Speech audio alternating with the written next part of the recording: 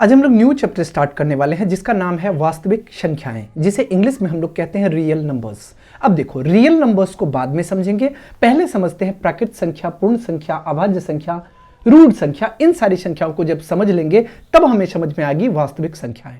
अब प्राकृत संख्या किसको कहते हैं? हम लोग बच्चे से आज तक पढ़ते हुए आ रहे हैं कि गिनती की संख्याएं प्राकृत संख्याएं कहलाती है।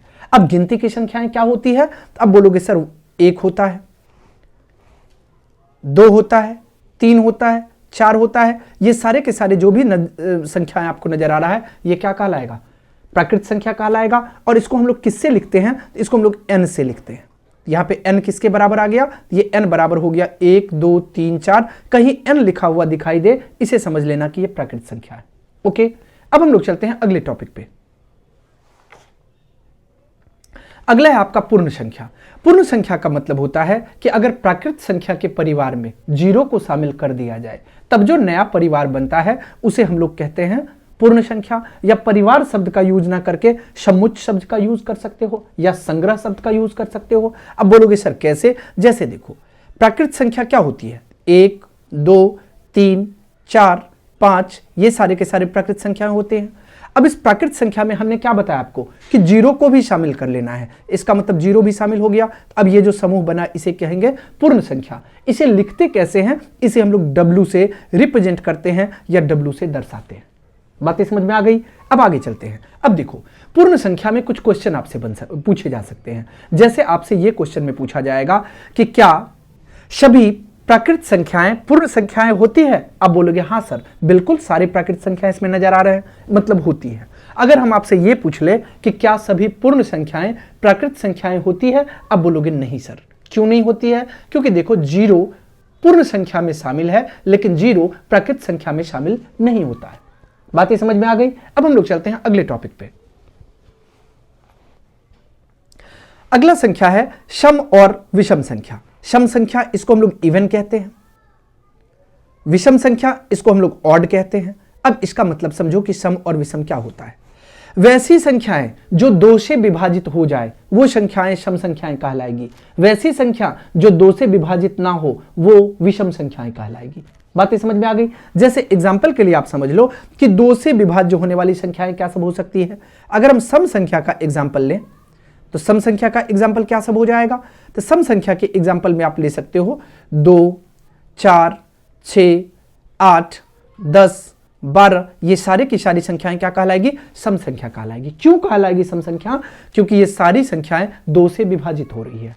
अब हम लोग चलते हैं, दूसरी है विषम संख्या।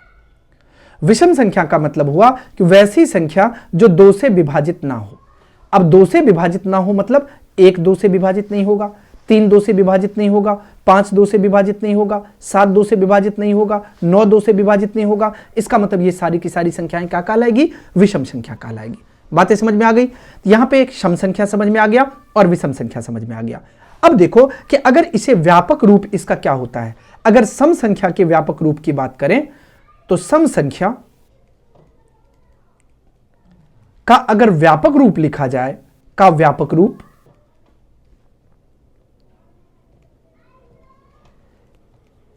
इसको हम लोग 2m लिखते हैं, इसको 2m लिखेंगे। यह सम संख्या का व्यापक रूप हो गया। और विषम संख्या का व्यापक रूप क्या होगा? तो विषम संख्या का व्यापक रूप यह हो जाएगा आपको 2m - 1। अब आपके मन में आएगा कि सर कैसे आप व्यापक रूप इसको बोल दिए, कुछ बताना भी तो होगा। अब देखो 2m कहने का मतलब जरा ये सोचो, अगर 2 गुने m के जगह पे हमने 1 पुट कर दिया, क्या मिला? 2 एकम 2, 2 क्या हो गया? सम संख्या हो गया। अब 2m है, अब हम m के जगह पे 2 पुट करते हैं। अब m के जगह पे 2 पुट करेंगे, 2 दूना 4, 4 क्या है? एक सम संख्या है। जैसे कि 2m है इसका व्यापक रूप। अब हम m के जगह पे 3 पुट करते हैं तो 3 दूना कितना आ जाएगा? 6, 6 भी क्या है? एक सम संख्या है। इसीलिए इसका रूप क्या हो गया? 2m आ गया। अब जैसे आपको 2m समझ में आ गया वैसे ही आप समझ सकते हो 2m - 1 को। 2m - 1 करेंगे, जैसे कि एक एग्जाम्पल के लिए हम बताते हैं। 2m - 1 है। अब m का मान आप कुछ भी रख सकते हो। मेरा मन हुआ 5 रखने का, चलो 5 रख लेते हैं। यह आ जाएगा 2 गुने 5 - 1, 5 दूना 10 और 10 - 1 कहने का मतलब 9 आ गया। और 9 कौन सी संख्या है? 9 विषम संख्या है। अब दोनों का व्यापक रूप भी समझ में आ गया। अब हम लोग चलते हैं अगले टॉपिक की ओर।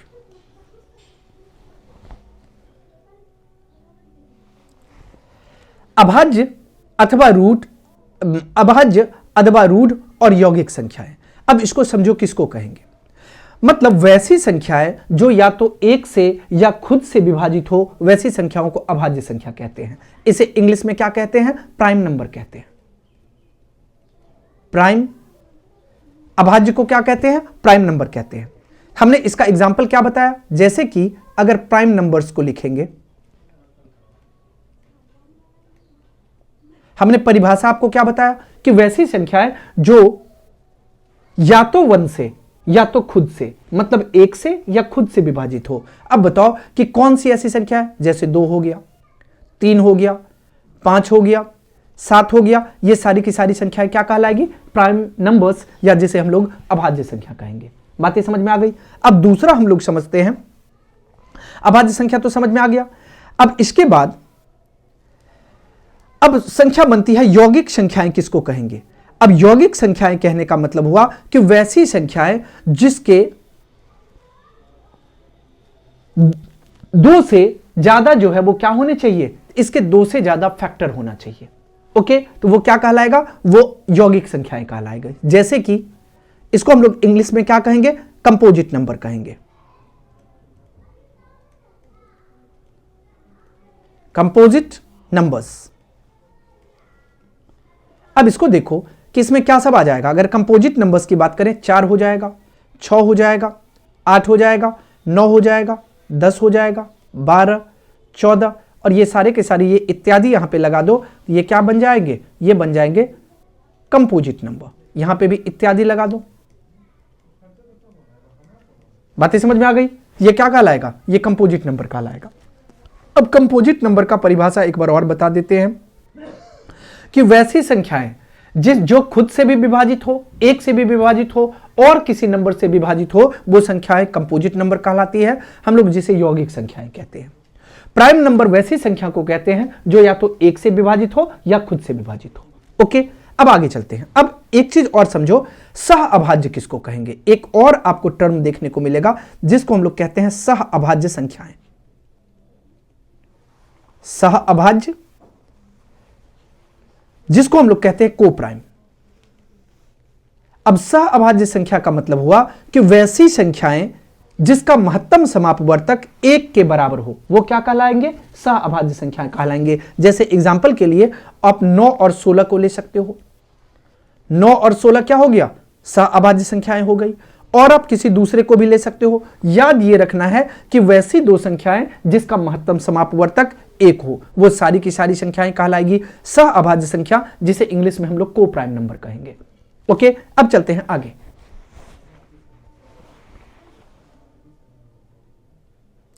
अगला संख्या है धनात्मक और ऋणात्मक पूर्णांक। धनात्मक और ऋणात्मक पूर्णांक किसको कहेंगे?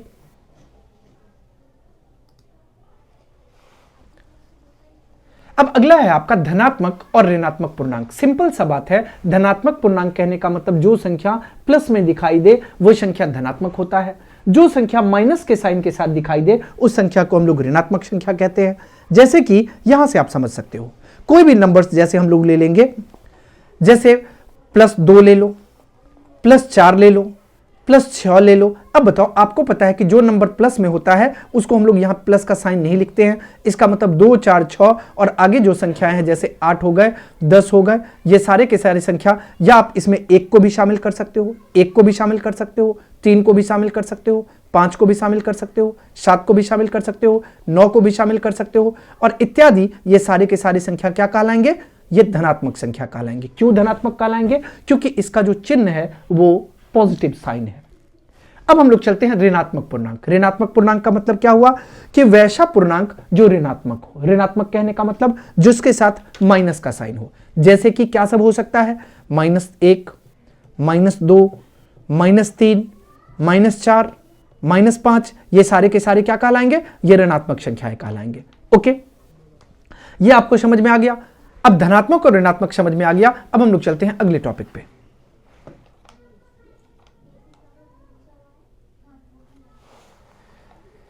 अब एक चीज समझो, यहां पे धनात्मक और ऋणात्मक पूर्णांकों के लेखा चित्र संख्या रेखा पर आपको बताए गए, लेकिन आपको एक और संख्या को समझना है पहले, तब इस संख्या रेखा पे आएंगे। उसे हम लोग कहते हैं पूर्णांक।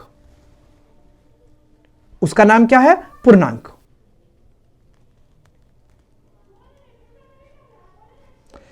अब पूर्णांक का मतलब क्या हुआ? धनात्मक संख्या, ऋणात्मक संख्या और जीरो को मिलाने के बाद जो समूह का निर्माण होता है उसे हम लोग कहते हैं पूर्णांक। जैसे कि देखो यहां पे जीरो हो गया, इस तरफ आ जाओ, 1 2 3 4 5, ये सारे के सारे धनात्मक हो गए। इस तरफ आ जाओ, -1 -2 -3 -4, और ये इस तरफ आगे की ओर बढ़ता चला जाएगा। इसे हम लोग क्या कहेंगे? ये जो समूह आपको बनता हुआ दिखाई दे रहा है इसे हम लोग पूर्णांक कहते हैं, या इसे इंग्लिश में इंटीजर्स कहा जाता है।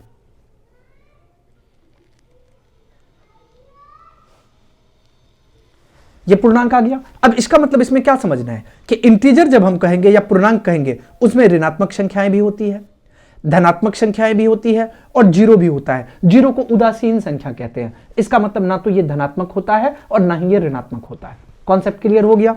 अब आगे चलते हैं हम लोग। नेक्स्ट है आपका टॉपिक धनात्मक और ऋणात्मक पूर्णांकों के लेखा चित्र या संख्या रेखा। अब संख्या रेखा पे कैसे निरूपित करेंगे उसको समझते हैं। जैसे कि मान लो ये सपोज करते हैं कि ये कोई संख्या रेखा है और ये संख्या रेखा किस चीज का है? ये पूर्णांक की संख्या रेखा है। इसका मतलब यहां पे समझो कि प्लस में क्या होगा? यहां पे जीरो होगा जिसको हम लोग ओ भी कह सकते हैं। यहां पे +1 +2 +3 +4 +5 और यहां पे -1 -2 -3 -4 -5। अब आप गौर से देखो, अब इसका कुछ नाम रख लो। जैसे इसका ओ रखे तो इसका नाम आप ए रख लो या A1, इसको A2, इसको A3, इसका A4 और इसको A5, या यहां पे B1 B2 B3 B4 और B5। बातें समझ में आ गई? ये जो आपको दिखाई दे रहा है इसे हम लोग कहेंगे धनात्मक और ऋणात्मक पूर्णांकों के लेखाचित्र संख्या रेखा पर। बातें समझ में आ गई? अब एक चीज आपको ध्यान रखना है, शून्य से जब हम लोग दाएं तरफ लिखेंगे संख्या रेखा पे वो हमेशा धनात्मक होगा। शून्य से जब हम लोग बाएं तरफ संख्याओं को लिखेंगे वो हमेशा ऋणात्मक होगा। और एक तरह से समझो कि शून्य बीच में होगा। बातें समझ में आ गई? अब आगे चलते हैं। अगला टॉपिक है आपका भिन्न, और इसे हम लोग कहते हैं फ्रैक्शन। फ्रैक्शन किसको कहते हैं? किसी पूर्णांक a में पूर्णांक b से भाग देने पर प्राप्त संख्या भिन्न कहलाती है। उसको हम लोग कैसे लिखते हैं? जैसे अगर a और b पूर्णांक है तो भिन्न क्या हो जाएगा? a/b, ये एक भिन्न हो जाएगा। ओके, अब याद रखना है कि इसमें ऊपर वाले को हम लोग क्या कहते हैं? अंश कहते हैं। इंग्लिश में से क्या कहा जाता है? न्यूमरेटर कहा जाता है।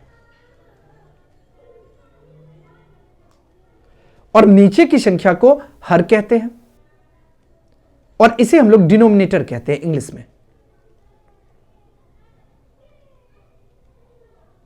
बातें समझ में आ गई? ये जो संख्या a/b है, ये जिसमें a भी पूर्णांक होना चाहिए और b भी पूर्णांक होना चाहिए, और a भी पूर्णांक होगा और साथ ही साथ अगर उसे हम a/b के रूप में लिखेंगे ये संख्याएं कहलाएगी भिन्न कहलाएगी। ओके, अब यहां से आप समझ सकते हो। जैसे उदाहरण के लिए हम समझ सकते हैं, अब संख्या ले लो। जैसे कि हम 1/2 ले लेते हैं, -3/4 ले लेते हैं, 2/6 ले लेते हैं, 7/3 ले लेते हैं इत्यादि। ये सारी की सारी संख्याएं क्या कहलाएगी? ये सारी की सारी संख्याएं भिन्न कहलाएगी। बातें समझ में आ गई? अब हम लोग चलते हैं अगले टॉपिक पे। अगला टॉपिक है आपका परिमेय संख्या। परिमेय संख्या को हम लोग इंग्लिश में कहते हैं रेशनल नंबर।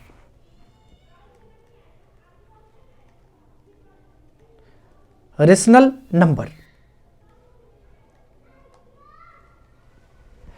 अब परिमेय संख्याएं वैसी संख्याएं होती है जो पूर्णांक को एक दूसरे पूर्णांक से भाग देने पर प्राप्त होती है। इसका मतलब एक पूर्णांक को दूसरे पूर्णांक से भाग देने पर। जैसे कि हमें यह याद रखना है कि परिमेय संख्या जैसे a/b, ये क्या हो गया? परिमेय संख्या हो गया। जहां पे हमें यह याद रखना है a, b और b जो है वो 0 के बराबर नहीं है। ये a और b क्या है? दोनों पूर्णांक है। बातें समझ में आ गई? ये पूर्णांक है। अब देखो, अगर इसका हम लोग किसी परिमेय संख्या का अगर लघुत्तम रूप में लिखें तो परिमेय संख्या a बाई बी के लिए क्या हो जाएगा? तो a बाई बी, जिसको हम लोग कॉमन कहते हैं या उभयनिष्ठ गुणनखंड कहते हैं, तो इसमें कोई उभयनिष्ठ गुणनखंड नहीं रहता है। ओके, इसका मतलब क्या है कि कटने का चांस नहीं होगा। अब आगे चलते हैं। अब इसका सरलीकरण आप कर सकते हो। तो इसके लिए हमें क्या करना होगा? इसको 1 से भी भाग देंगे और फिर से हर को में भी 1 से भाग देंगे, लेकिन वो 1 से भाग देने पर हमें पता है कि संख्या में कोई परिवर्तन नहीं होता, अर्थात a बाई बी ही आ जाएगा। ओके, अब आगे चलते हैं।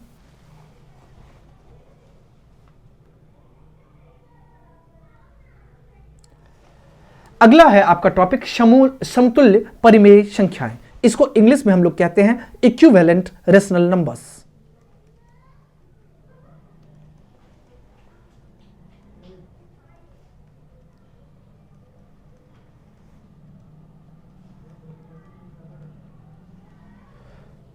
अब आप पिछले क्लास में भी पढ़ चुके हो कि समतुल्य परिमेय संख्याएं क्या होती है। जैसे कि हम लोग मान लेते हैं कि 2/3 एक परिमेय संख्या है। ओके, अब 2/3 परिमेय संख्या है तो हर में भी 2 से गुना कर लो और अंश में भी हर से 2 से गुना कर लिए और हर में भी 2 से गुना कर लिए। या 2/3 एक परिमेय संख्या है, अंश में भी 3 से गुना कर लो, हर को भी 3 से गुना कर लो। सपोज करो कि 2/3 एक परिमेय संख्या है, अंश को भी 4 से गुना कर लो, हर को भी 4 से गुना कर लो। ये जो आपको बनता हुआ दिखाई दे रहा है, ये क्या कहलाएगा? परिमेय संख्या कहलाएगा। जैसे देखो 2/3, अब 2 दूना 4 और 3 दूना 6, 4/6, 3 दूना 6, 3 तिया 9, 6/9, 4 दूना 8, 4 तिया 12। ये सारे के सारी संख्याएं क्या कहलाएंगी? ये कहलाएंगी समतुल्य परिमेय संख्या। ओके, अब क्यों कहलाएगी समतुल्य परिमेय संख्या? क्योंकि देखो कि या तो गुना करने पर ये हमें ऐसी संख्याएं दिखाई दे रही है, या इसे हम लोग सरलतम रूप में ले जाएंगे, जैसे कि 2 दूना 4, 3 दूना 6, ये भी 2/3 बन जाएगा। 3 दूना 6, 3 तिया 9, ये भी 2/3 बन जाएगा। 4 दूना 8, 4 तिया 12, ये भी 2/3 बन जाएगा। इसका मतलब ये सारे के सारे संख्याएं क्या कहलाएंगे? ये सारे के सारे संख्याएं समतुल्य परिमेय संख्याएं कहलाएंगे। बातें समझ में आ गई? अब हम लोग चलते हैं अगले टॉपिक पे। अब अगला टॉपिक है आपका परिमेय संख्याओं के जोड़ और गुना के नियम। अब देखो कि जब भी कभी हम लोग कोई संख्याएं सीखते हैं, कुछ रूल भी उसके साथ साथ जानना होता है, क्योंकि इस आधार पे हमें संख्याओं को जोड़ना होगा, गुना करना होगा। तो इसके लिए हम लोग रूल सीखेंगे। रूल क्या होता है? जैसे अगर मान लो कि हमें क्या कहा गया कि परिमेय संख्याओं का जोड़ और गुना, तो परिमेय संख्या का मतलब एक संख्या परिमेय समझ लो a बाई बी, और दूसरा परिमेय संख्या समझ लो आप c बाई डी। अब a बाई बी और c बाई डी ये परिमेय संख्याएं हैं। अब इसे क्या करना है? हमें जोड़ना है। अगर इसे जोड़ेंगे, कैसे जोड़ेंगे? a बाई बी और इसमें जोड़ना है c बाई डी। हम लोग क्या करते हैं? पहले लघुत्तम लेते हैं b और d का, तो bd का लघुत्तम bd आ जाएगा। b से b को भाग करेंगे, यहां से आ जाएगा ad। d से d को भाग करेंगे, कट जाएगा, यहां से आ जाएगा bc। या इसको हम लोग लिखना चाहेंगे तो इसको क्या लिख सकते हैं?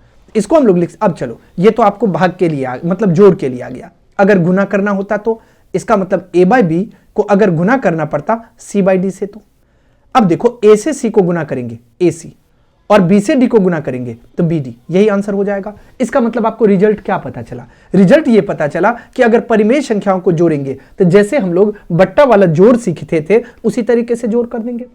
गुना करना होगा तो अंश को अंश से गुना करेंगे और हर को हर से गुना करेंगे। तो यही रूल है इसको करने का। अब आगे चलते हैं। अगला टॉपिक है आपका परिमेय संख्याओं में बड़े छोटे का बोध। अब बड़े छोटे का बोध अब समझो। परिमेय संख्या में बड़े छोटे का बोध करना तब आसान होता है जब हर समान हो। Her it means denominator. लेकिन अगर हर अलग अलग हो तो पहले हम लोग हर को समान करते हैं, तब पता करते हैं कि इसमें से कौन सी संख्या बड़ी है और कौन सी संख्या छोटी है। ठीक है, अब आगे चलते हैं। जैसे कि एग्जाम्पल के लिए हम लोग ले लें कि a और b दो परिमेय संख्या है। a और b अगर दो परिमेय संख्या होगा तो इसको आप यहां से समझ सकते हो। तो a बड़ा हो सकता है b से, या a छोटा हो सकता है b से, या a बराबर हो सकता है b के। ओके, अब इसके आधार पे आप क्या कह सकते हो, जैसे कि केस में अगर हम लोग यहां पे लेते हैं ए और बी दो परिमेय संख्याएं हैं,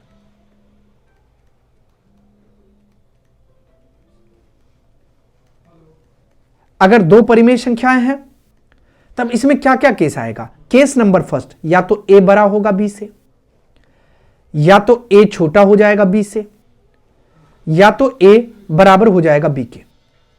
यहां तक बातें समझ में आ गई। तो सबसे पहले आपको पॉइंट नंबर 1 में समझना है कि ये तीनों चीजें अगर आपको समझ में आ गई तो सभी धनात्मक परिमेय संख्या प्रत्येक ऋणात्मक परिमेय संख्या से बड़ी होती है। इस बात आपको ध्यान रखना है। धनात्मक क्या होगा, ऋणात्मक से बड़ा होगा।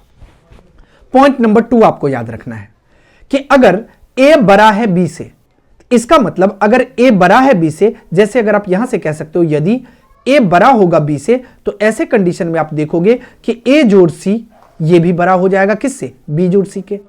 कंक्लूजन क्या निकला कि अगर a बड़ा है b से तो सेम संख्या अगर दोनों तरफ जोड़ा जाए तो इसका मतलब जो पहले से बड़ा होगा वही बाद में भी बड़ा होगा। ओके, अब चलो पॉइंट नंबर 3 पे आते हैं। पॉइंट नंबर 3 यह है कि अगर यदि a बड़ा हो b से, तो ऐसे कंडीशन में आपको याद रखना है कि AC भी बड़ा हो जाएगा BC से। कहने का अर्थ क्या हुआ कि अगर सेम नंबर से दोनों तरफ गुना किया जाए तो पहले जो संख्याएं बड़ी थी वो अब भी बड़ी रहेगी। अब चलते हैं आगे। अगर मान लो कि ये बड़े के केस में है और ये अब छोटे के केस में भी तो अप्लाई होगा, जैसे बड़े वाला बड़े रह गए वैसे ही छोटा वाला छोटा रह जाएगा। बातें समझ में आ गई। अब हम लोग चलते हैं, अब यहां से समझते हैं अगले टॉपिक की ओर। अगला टॉपिक है आपका परिमेय संख्याओं के जोड़ और गुना से में बीजीय नियम। अब कौन सा नियम है, अब बीजीय नियम में सबसे पहला आता है समवरक नियम, जिसको हम लोग इंग्लिश में कहते हैं क्लोजर प्रॉपर्टी या क्लोजर रूल।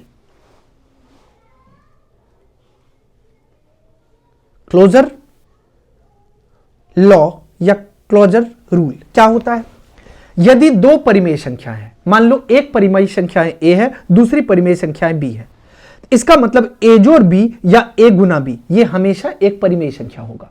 इसे ही हम लोग क्या कहेंगे, समवरक नियम कहेंगे। बातें समझ में आ गई। क्या कहेंगे, या देखो लैंग्वेज हम यहां पे नहीं लिख रहे हैं लेकिन हम आपको सारी बातें बता दे रहे हैं। क्या बताया इसके रूल में कि a और b अगर दो परिमेय संख्याएं हैं तो a जोड़ b करें या a गुना b करें वो भी एक परिमेय संख्या ही होगी। बातें समझ में आ गई। अब हम लोग चलते हैं अगले रूल पे।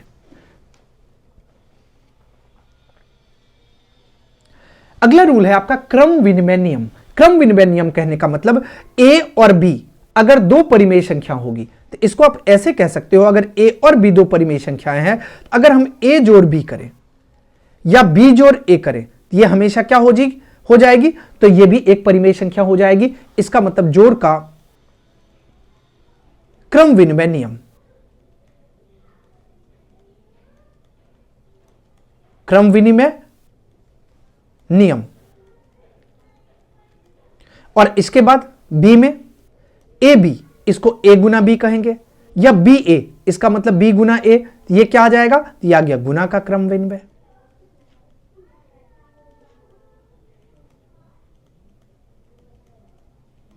बातें समझ में आ गई। ये गुना का क्रम विनिमय नियम कब लागू था, जब a और b, a और b को हमने क्या माना है, परिमेय संख्या माना है। इसको इंग्लिश में हम लोग कहते हैं कम्यूटेटिव लॉ।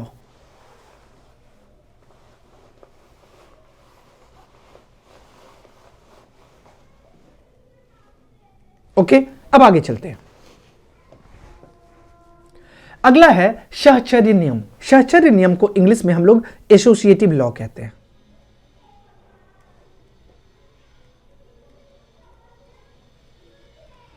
सहचर्य नियम क्या है, अब हम लोग मानते हैं कि a, b और c तीन परिमेय संख्याएं हैं। अगर a, b, c तीन परिमेय संख्या है अर्थात a जोड़ b जोड़ c ये बराबर हो जाएगा किसके, तो a जोड़ b जोड़ c के। या इसको आप क्या कह सकते हो, a जोड़ b जोड़ c, और ये क्या कहलाएगा, जोड़ का सहचर्य नियम कहलाएगा। जोड़ का सहचर्य। हमने आपको क्या बताया कि a, b और c तीन परिमेय संख्याएं हैं। अगर गुना के केस में हम लोग लिखेंगे तो इसको आप ऐसे लिख सकते हो, a गुना b और गुना c ये बराबर हो जाएगा ए गुना बी गुना सी के, और ये बराबर हो जाएगा ए गुना बी गुना सी के। ये क्या कहलाएगा? गुना का सहचर्य नियम। गुना का सहचर्य। बातें समझ में आ गई? अब आगे चलते हैं। अगला टॉपिक है आपका तत्समक अवयव की उपस्थिति। अब इसको इंग्लिश में हम लोग कहेंगे एग्जिस्टेंस ऑफ आइडेंटिटी एलिमेंट्स। मतलब इसका मतलब आपको यह समझना है। अब चलो दो परिमेय संख्याएं ले लो, एक 0 ले लो और एक 1 ले लो। अगर 0 और 1 हम लोग दो परिमेय संख्याएं ले लेते हैं तो इसको आप पहले में आप समझ सकते हो कि अगर a में हम लोग 0 को जोड़ेंगे या 0 में a को जोड़ेंगे, हमेशा आना क्या है? a ही आना है। इसे हम लोग क्या कहेंगे? इसे हम लोग कहेंगे जोड़ का तत्समक अवयव। जोड़ का तत्समक अवयव, या इसे शून्य राशि कह सकते हैं। शून्य राशि ये 0 है। अब चलो, अब दूसरा केस ले लो। अब एक में एक को हमने क्या लिया था? एक 0 लिया था, दूसरा 1 लिया था। जैसे यहां पे आप पहले लिख लो, दो परिमेय संख्याएं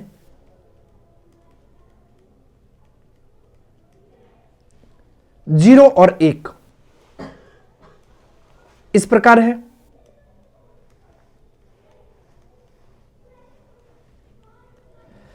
अब बी में आ जाओ। जैसे कि अगर हम 1 गुना 1 करें या 1 गुना a करें तो भी आना क्या है? a ही आना है। यह क्या कहलाएगा? यह कहलाएगा गुना का तत्समक अवयव, या इसे क्या कहेंगे? इकाई राशि 1 है। यहां पे इकाई राशि क्या हो गई? इकाई राशि ये 1 हो गई। यहां तक कॉन्सेप्ट क्लियर है? अब देखो कि ये दोनों केस में a भी क्या है? परिमेय संख्या ही है। b भी क्या है? परिमेय संख्या ही है। तो जहां a को कोई भी परिमेय संख्या है। ओके, अब हम लोग चलते हैं अगला। अगला टॉपिक है प्रतीप, या जिसको हम लोग प्रतिलोम कहते हैं, अवयवों का अस्तित्व। मतलब एग्जिस्टेंस ऑफ इनवर्स एलिमेंट।